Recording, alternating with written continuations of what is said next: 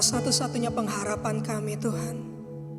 Engkau satu-satunya sumber kekuatan kami. Hanya Kau yang kami andalkan. Hanya Kau sumber pengharapan kami Tuhan. Kau telah buktikan cinta-Mu padaku. Kau membayarku dengan hidup-Mu. Ku bersyukur yang ada padaku. Semuanya milik-Mu. Ku persembahkan seluruh hidupku di mesbah-Mu.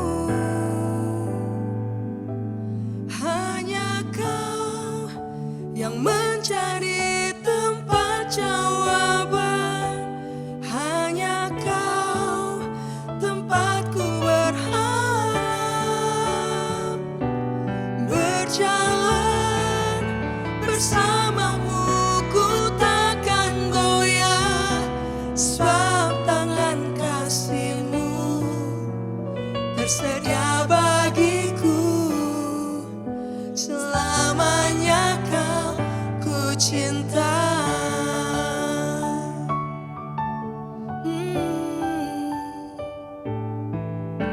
Kau telah buktikan cinta-Mu padaku. Kau membayarku dengan hidup-Mu. Ku bersyukur yang ada padaku. Semuanya milik-Mu. Ku persembahkan seluruh hidupku di mesbah-Mu. Hanya Kau yang menjadi tempat jawaban. Hanya Kau tempatku berharap. Berjalan bersama-Mu ku takkan goyah. Sebab tangan kasih-Mu tersedia bagiku. Selamanya Kau ku cinta. Hanya Kau yang menjadi tempat jawaban. Hanya Kau tempatku berharap. Oh, berjalan bersama-Mu ku takkan goyah. Sebab tangan kasih-Mu tersedia bagiku. Selamanya Kau ku cinta. Hanya Engkau Tuhan. Hanya Kau yang menjadi tempat jawaban. Hanya Kau tempatku berharap. Berjalan bersama-Mu ku takkan goyah. Sebab tangan kasih-Mu tersedia bagiku. Selamanya Kau ku cinta. Sebab tangan kasih-Mu, tangan kasih-Mu tersedia bagiku.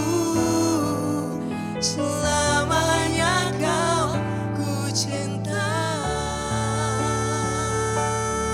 Hanya Kau pengharapan kami. Hanya Kau jawaban kami. Hanya Kau kekuatan kami. Kau segalanya Bapa.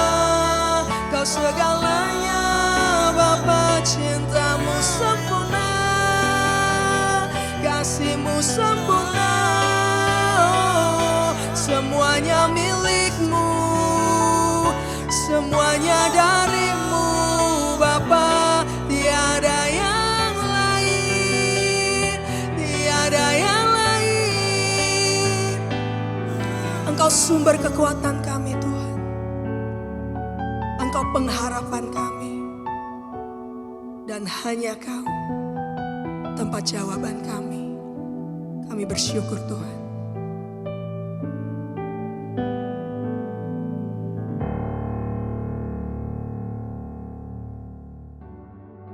Salam Bapak Ibu Saudara yang dikasihi oleh Tuhan Yesus. Senang sekali hari ini kita bisa merenungi firman Tuhan yang terambil dari kitab Bilangan pasal 20 ya. Hari ini akan saya coba bacakan untuk Bilangan 20 ayat yang ke-12. Begini firman Tuhan. Tetapi Tuhan berfirman kepada Musa dan Harun, "Karena kamu tidak percaya kepadaku dan tidak menghormati kekudusanku di depan mata orang Israel, itulah sebabnya kamu tidak akan membawa jemaah ini masuk ke negeri yang akan kuberikan kepada mereka." Saudara-saudara, kalau kita lihat di Bilangan 20 ini ya, di Bilangan 20 ini dimulai dan diakhiri dengan kematiannya. Yang pertama, di ayat yang pertama disebutkan bahwa Miriam itu mati di Kades ya. Yang terakhir di pasal yang ke-29 disebutkan di situ juga bahwa Harun juga mati seperti itu ya. Nah, pada hari ini kita akan bahas kenapa Tuhan itu dibilang menghukum Musa. Ya. Dibilang di situ Musa itu tidak akan melihat tanah perjanjian, ya. Di sini di Bilangan 20 ini bisa kita bagi menjadi beberapa bagian ya. Yang pertama itu bangsa Israel itu bersungut-sungut karena tidak ada air, ya kan? Kemudian Musa dan Harun bersujud di hadapan Tuhan, ya. Kemudian Tuhan memerintahkan kepada Musa dan Harun untuk berbicara kepada batu. Nah, bukan kali ini saja Musa itu berbicara kepada batu ya untuk mengeluarkan air. Di kitab-kitab sebelumnya, kalau kita lihat ya, di Keluaran 17 ayat 6, Musa juga melakukan mujizat, ya, memukul gunung batu itu dan gunung batu itu keluar menjadi air. Ya, di Keluaran 17 ayat 6 ini berbunyi demikian, "Maka engkau harus memukul gunung batu itu, dan dari dalamnya akan keluar air, sehingga bangsa itu dapat minum." Ya, nah di Bilangan 20 ayat 8 Tuhan berfirman, kelihatannya agak mirip ya, tapi beda. Tuhan itu berfirman, "Katakanlah kepada bukit batu itu di depan mata mereka, supaya diberikannya air." Kita banyak sekali melihat ya perumpamaan-perumpamaan atau tipologi tentang batu dan air, ya. Kalau kita lihat lagi, kita cek lagi di 1 Korintus 10 ya. Mungkin kita bisa bacakan di 1 Korintus 10. Mereka semua di 1 Korintus 10 ayat 4, mereka semua minum minuman rohani yang sama, sebab mereka minum dari batu karang rohani yang mengikuti mereka, dan batu karang itu ialah Kristus. Nah, saudara-saudara, di sini kita bisa lihat ya, bangsa Israel itu haus, ya. Air itu adalah kebutuhan dasar umat manusia ya. Bangsa Israel itu sedang berjalan di padang gurun, dan seperti kita ketahui, padang gurun itu adalah suatu medan yang sulit ya. Itu pasti panas, dan manusia itu akan bertahan dalam kondisi cuaca yang iklim itu hitungannya cuma 1 atau 2 hari saja. Jadi ini air itu adalah kondisi yang sangat mendesak ya, kebutuhan dasar manusia yang sangat mendesak ya. Disitulah Musa itu berkali-kali membuat mujizat. Yang pertama itu Musa itu taat. Ya. Dia memukul gunung batu dan keluar air. Tapi di Bilangan 20 ayat 8 ini Musa itu kelihatannya taat, ya. Padahal sebetulnya enggak. Karena di situ Tuhan cuma meminta Musa hanya untuk berbicara saja gitu ya, berbicara kepada gunung batu, maka gunung batu itu akan mengeluarkan air. Tapi yang dilakukan Musa ini berbeda gitu ya. Musa itu memukul batu itu 2 kali. Nah, disinilah Tuhan ini menganggap Musa sudah melanggar ya, sudah melanggar firman-Nya, tidak menghormati kekudusannya, dan tidak taat, seperti itu ya. Kadang-kadang kita melakukan sesuatu itu berdasarkan pengalaman masa lalu ya. Kita tiap hari tidak dengar-dengaran sama Tuhan.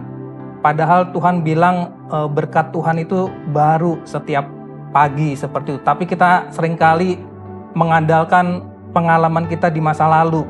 Nah, kalau kita lihat di 1 Korintus ya, batu karang itu adalah Kristus. Dan kata-kata memukul itu sama dengan menyalibkan Tuhan, yang sama aja dengan penyaliban Tuhan.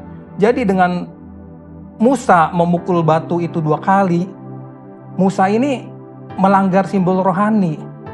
Tuhan Yesus yang tadinya itu hanya disalibkan 1 kali, ya dengan dia memukul 2 kali itu sama saja dengan menyalibkan Tuhan Yesus untuk yang kedua kali, seperti itu. Makanya di sini Tuhan itu marah ya, seperti itu. Nah, dari sini kita bisa pelajarin ya bahwa ketaatan kita di dalam mendengarkan firman Tuhan setiap harinya itu lebih penting daripada hasil. Kita tidak boleh bersandar pada pengertian sendiri. Setiap hari kita harus melangkah bersama dengan Tuhan untuk mengikuti perintahnya. Karena di firman Tuhan disebutkan, kalau kita benar-benar mengasihi Tuhan Yesus, maka kita akan menuruti setiap perintahnya. Nah, di sini juga di Bilangan 20 kita belajar hal lain ya.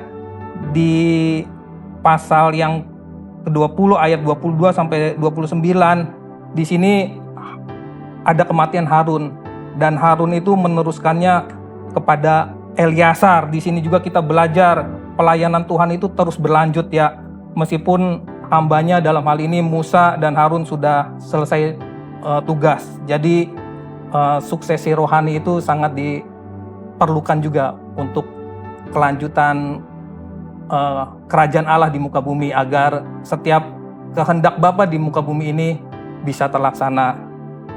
Kira-kira yang kita bisa pelajari dari Bilangan 20 ini adalah yang pertama itu, Tuhan setia memberi air meskipun umat Tuhan itu bersungut-sungut ya, dan Musa itu melakukan kesalahan.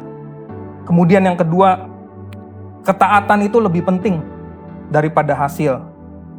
Yang ketiga, pemimpin harus menjaga hati karena pelanggaran kecil itu bisa berdampak besar. Dan yang keempat adalah dengan estafet Eliasar dari Harun ini kita belajar bahwa pelayanan itu adalah estafet, bukan milik pribadi, seperti itu. Oke, saudara-saudara, dari perundungan kita kali ini mari kita berdoa. Bapa kami yang di surga, terima kasih ya Bapa, bahwa Engkau sudah mengingatkan kami untuk taat dan menghormati kekudusan-Mu, tidak mengandalkan pengalaman kami sendiri, melainkan selalu percaya kepadamu bahwa Engkaulah Tuhan Yesus, batu karang keselamatan kami, di mana dari Engkau mengalir sumber air hidup yang memuaskan jiwa kami. Tolong kami untuk setia berjalan bersamamu setiap hari oleh Roh Kudus-Mu yang menuntun kami ke dalam seluruh kebenaran firman-Mu dan yang menyadarkan kami akan dosa ya Bapa. Di dalam nama Tuhan Yesus kami berdoa. Haleluya, amin. Bilangan 20. Miriam mati. Kemudian sampailah orang Israel, yakni segenap umat itu, ke padang gurun Zin, dalam bulan pertama, lalu tinggallah bangsa itu di Kades. Matilah Miriam di situ dan dikuburkan di situ. Dosa Musa dan Harun. Pada suatu kali, ketika tidak ada air bagi umat itu, berkumpullah mereka mengerumuni Musa dan Harun, dan bertengkarlah bangsa itu dengan Musa. Katanya, sekiranya kami mati binasa pada waktu saudara-saudara kami mati binasa di hadapan Tuhan, mengapa kamu membawa jemaah Tuhan ke padang gurun ini, supaya kami dan ternak kami mati di situ? Mengapa kamu memimpin kami keluar dari Mesir, untuk membawa kami ke tempat celaka ini, yang bukan tempat menabur, tanpa pohon ara, anggur dan delima, bahkan air minum pun tidak ada? Maka pergilah Musa dan Harun dari umat itu ke pintu kemah pertemuan, lalu sujud. Kemudian tampaklah kemuliaan Tuhan kepada mereka. Tuhan berfirman kepada Musa, ambillah tongkatmu itu dan engkau dan Harun, kakakmu, harus menyuruh umat itu berkumpul. Katakanlah di depan mata mereka, kepada bukit batu itu supaya diberi airnya. Demikianlah engkau mengeluarkan air dari bukit batu itu bagi mereka dan memberi minum umat itu serta ternaknya. Lalu Musa mengambil tongkat itu dari hadapan Tuhan, seperti yang diperintahkannya kepadanya. Ketika Musa dan Harun telah mengumpulkan jemaah itu di depan bukit batu itu, berkatalah ia kepada mereka, dengarlah kepadaku, hai orang-orang durhaka, apakah kami harus mengeluarkan air bagimu dari bukit batu ini? Sesudah itu Musa mengangkat tangannya, lalu memukul bukit batu itu dengan tongkatnya 2 kali.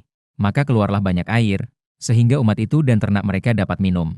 Tetapi Tuhan berfirman kepada Musa dan Harun, karena kamu tidak percaya kepadaku dan tidak menghormati kekudusanku di depan mata orang Israel, itulah sebabnya kamu tidak akan membawa jemaah ini masuk ke negeri yang akan kuberikan kepada mereka. Itulah mata air Meriba, tempat orang Israel bertengkar dengan Tuhan dan ia menunjukkan kekudusannya di antara mereka. Edom menolak permintaan orang Israel melalui negerinya. Kemudian Musa mengirim utusan dari Kades kepada Raja Edom dengan pesan, beginilah perkataan saudaramu Israel, engkau tahu segala kesusahan yang telah menimpa kami, bahwa nenek moyang kami pergi ke Mesir, dan kami lama diam di Mesir dan kami dan nenek moyang kami diperlakukan dengan jahat oleh orang Mesir, bahwa kami berteriak kepada Tuhan, dan ia mendengarkan suara kami, mengutus seorang malaikat dan menuntun kami keluar dari Mesir. Sekarang ini kami ada di Kades, sebuah kota di tepi perbatasanmu. Izinkanlah kiranya kami melalui negerimu. Kami tidak akan berjalan melalui ladang-ladang dan kebun-kebun anggurmu dan kami tidak akan minum air sumurmu. Jalan besar saja akan kami jalani dengan tidak menyimpang ke kanan atau ke kiri, sampai kami melalui batas daerahmu. Tetapi orang Edom berkata kepada mereka, tidak boleh kamu melalui daerah kami, nanti kami keluar menjumpai kamu dengan pedang. Lalu berkatalah orang Israel kepadanya, kami akan berjalan melalui jalan raya, dan jika kami dan ternak kami minum airmu, maka kami akan membayar uangnya. Asal kami diizinkan lalu dengan berjalan kaki, hanya itu saja. Tetapi jawab mereka, tidak boleh kamu lalu. Maka keluarlah orang Edom menghadapi mereka dengan banyak rakyatnya dan dengan tentara yang kuat. Ketika orang Edom tidak mau mengizinkan orang Israel lalu dari daerahnya, maka orang Israel menyimpang meninggalkannya. Harun mati. Setelah mereka berangkat dari Kades, sampailah segenap umat Israel ke Gunung Hor. Lalu berkatalah Tuhan kepada Musa dan Harun dekat Gunung Hor, di perbatasan tanah Edom. Harun akan dikumpulkan kepada kaum leluhurnya, sebab ia tidak akan masuk ke negeri yang kuberikan kepada orang Israel, karena kamu berdua telah mendurhaka kepada titahku dekat mata air Meriba. Panggillah Harun dan Eleazar, anaknya, dan bawalah mereka naik ke Gunung Hor. Tanggalkanlah pakaian Harun dan kenakanlah itu kepada Eleazar, anaknya, kemudian Harun akan dikumpulkan kepada kaum leluhurnya dan mati di sana. Lalu Musa melakukan seperti yang diperintahkan Tuhan. Mereka naik ke Gunung Hor sedang segenap umat itu memandangnya. Musa menanggalkan pakaian Harun dan mengenakannya kepada Eleazar, anaknya. Lalu matilah Harun di puncak gunung itu, kemudian Musa dengan Eleazar turun dari gunung itu. Ketika segenap umat itu melihat bahwa Harun telah mati, maka seluruh orang Israel menangisi Harun 30 hari lamanya.